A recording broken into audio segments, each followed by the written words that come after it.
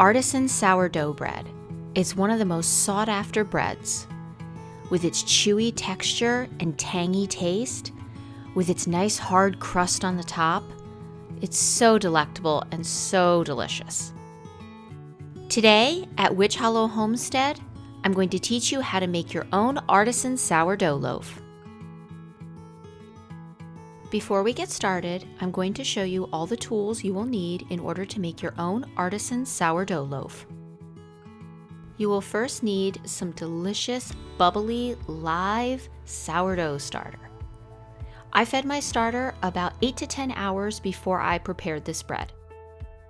If you would like a guide to grow your own sourdough starter from scratch, you can see my previous video in this series.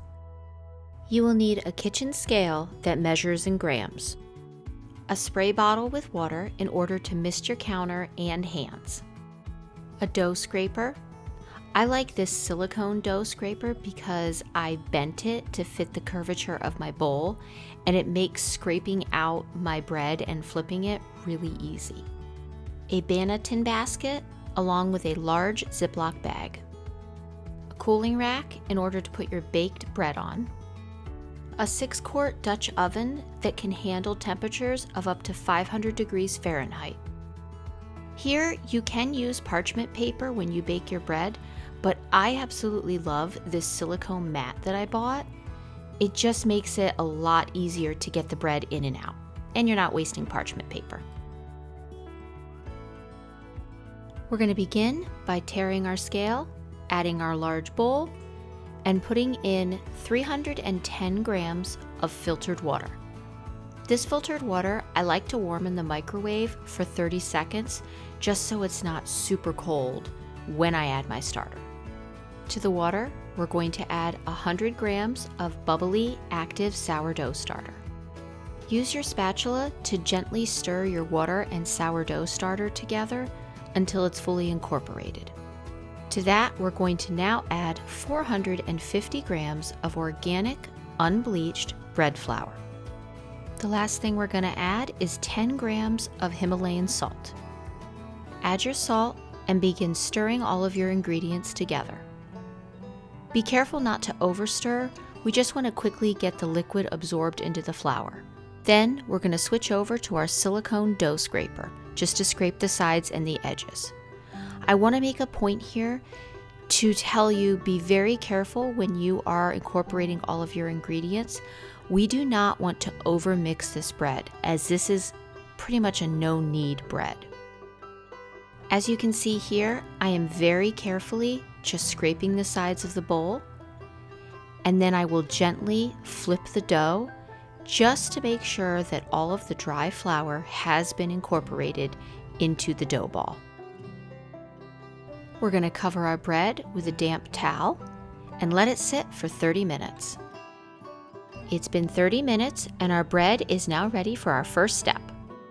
We're going to begin by spritzing the counter and our hands with filtered water. This will make it so that the bread doesn't stick to our hands or the counter. We're going to gently place the bread on the counter.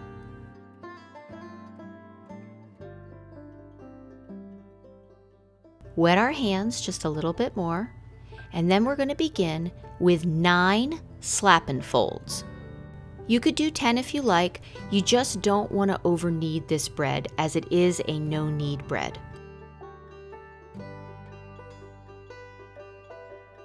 As you can see, the bread is a little sticky, which is exactly what we want.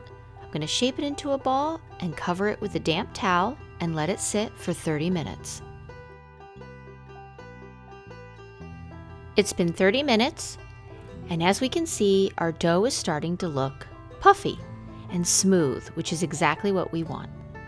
I'm misting my hands with some water, and you can also mist the counter again, just so your dough doesn't stick.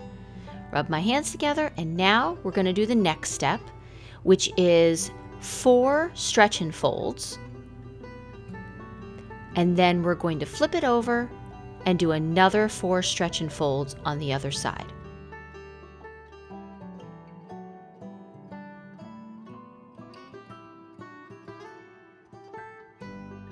The last 4 stretch and folds are a little bit trickier to do just because the dough is already pretty tight. So if it gets to a point that you just need to do an actual fold like I'm doing here, there's nothing wrong with that. Now we're gonna tuck the bottom in, shape it into a ball. As you can see, it's nice and springy.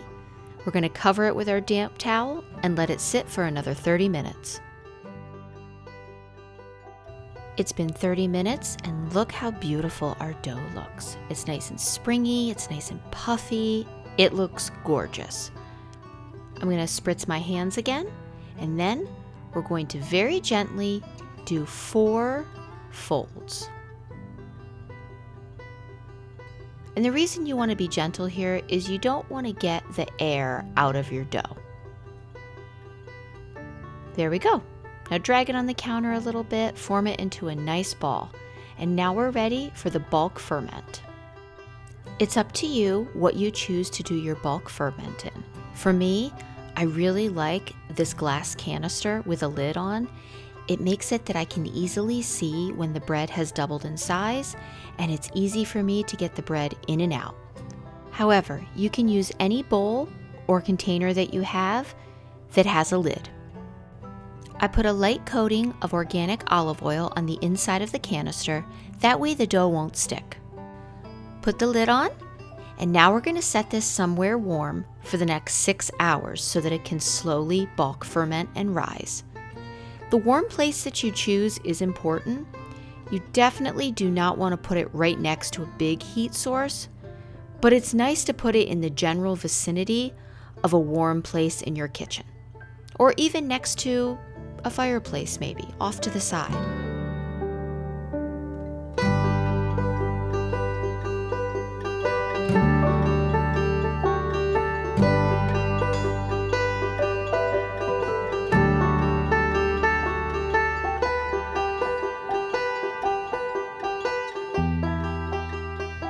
It's been 6 hours and our dough has risen beautifully.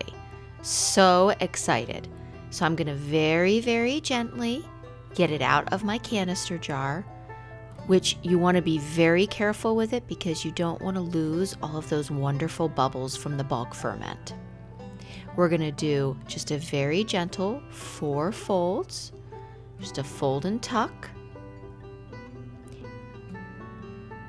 and then form it into a round ball, drag it gently on the counter, cover it with a damp towel, and let it sit for 30 minutes. We're almost ready.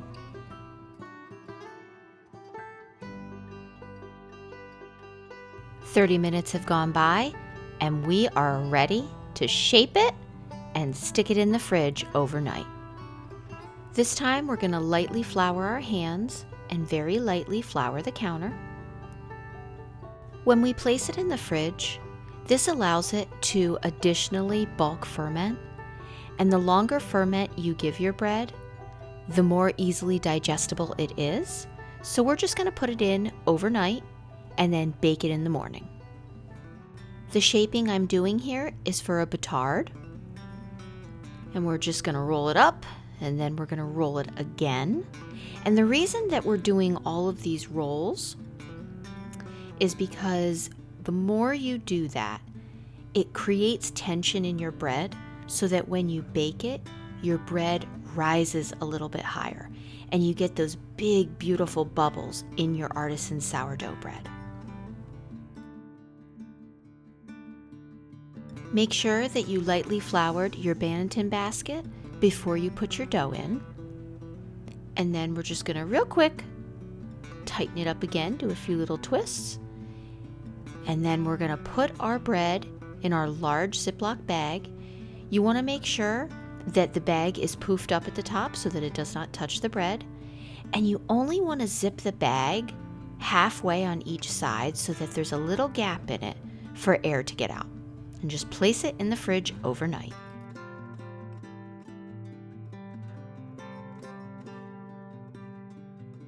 The next morning, I'm going to get ready to bake the loaf of artisan sourdough. As you can see here, I moved the shelves so that they were close to each other, and I put the top shelf in the middle of the oven. What I'm going to do before I turn my oven on is put my cast iron pot in on the middle shelf. And then, this is just a little secret that I have figured out from making so many loaves of artisan bread. You're gonna wanna take a baking tray and put it on the bottom shelf. This way it helps prevent burning on the bottom of your artisan bread. Now we're gonna set the oven to 450 degrees Fahrenheit. We're gonna allow the oven to warm with the Dutch oven in it for 30 minutes. That way the pan will be nice and hot when we go to put our bread in. I have my bread mat out and ready. I'm gonna bring out my sourdough artisan bread right from the fridge. And then I'm gonna take it and flip it upside down onto the mat. As you can see, it's nice and poofy. It didn't raise a ton overnight, which it won't, and that's perfectly fine. It's gonna raise in the oven.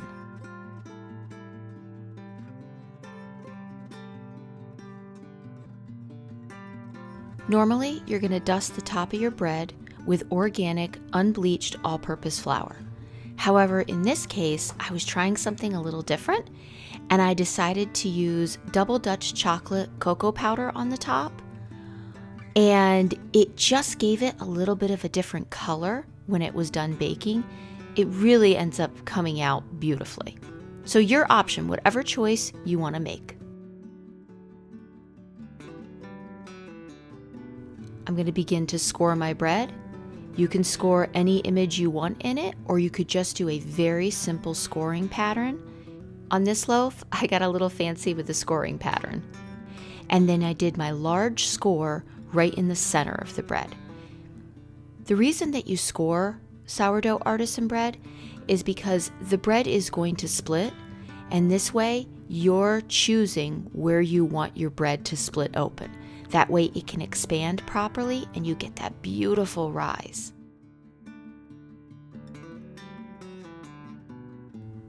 We're going to remove our Dutch oven, and then we're going to take the lid off, slide our bread in very gently, and put the lid back on. I have to say, I absolutely love this bread mat. It makes it so easy to get the bread in and out.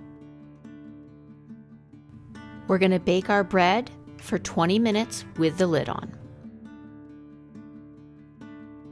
After 20 minutes, we're going to take out the Dutch oven, remove the lid, and put the bread back in the oven for another 18 minutes.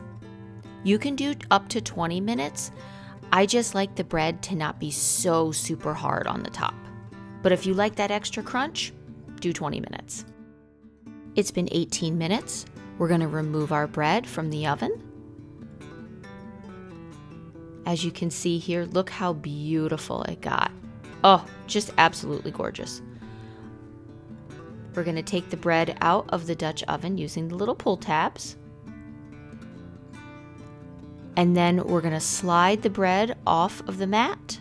Be careful because the mat is very, very hot when it first comes out. And you're going to let it sit on your cooling rack for about an hour or so before cutting into it. It is better though if you let it sit for a couple of hours before cutting it. By tapping the bottom of the bread, you can tell it's done by the nice hollow sound that it has. Congratulations everyone, you just made your first loaf of artisan sourdough bread. There are so many ways to enjoy this bread. You can cut it up and make croutons out of it. You could also cut it up and make breadcrumbs out of it. You can put butter on it. You could toast it in the oven with a little bit of butter, nutritional yeast, some cheese, and make a nice crunchy oven bread. Today, I'm just going to cut a slice off and put homemade peanut butter on it with homemade strawberry jam. Oh, it's so delicious. Thank you so much for joining me today on this fun artisan sourdough adventure. If you have any questions, you can email me at witchhollowhomesteading@gmail.com, or you can message me on Instagram at witchhollowhomesteading. Take care.